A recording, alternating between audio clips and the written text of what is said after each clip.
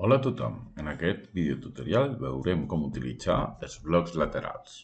Com ja sabem, la zona central és on tenim tots els continguts del nostre curs i els menús de totes les accions que podem fer en el nostre curs Moodle. En el lateral esquerre tenim el navegador de tots els nostres recursos i seccions, però si activem l'edició, fixeu-vos com apareix aquest bloc lateral dret. Actualment el tenim buit, però podem afegir un bloc.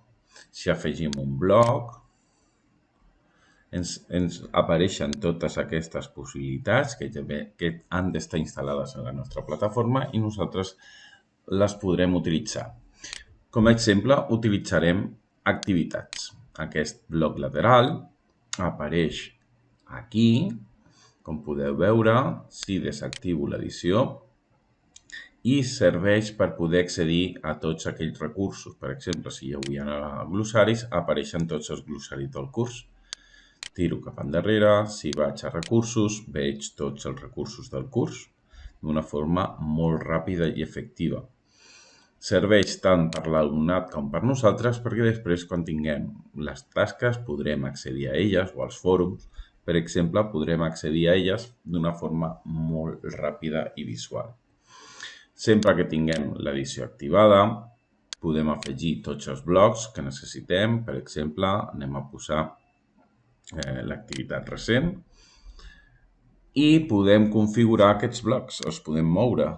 És a dir, jo puc agafar aquest mòdul i posar-lo a dalt o posar-lo a baix. Si no estic content amb aquest mòdul, puc donar-li aquí als tres botons de selecció i puc amagar el bloc o puc suprimir el bloc.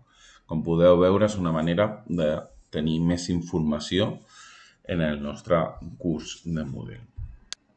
Torno a desactivar l'edició.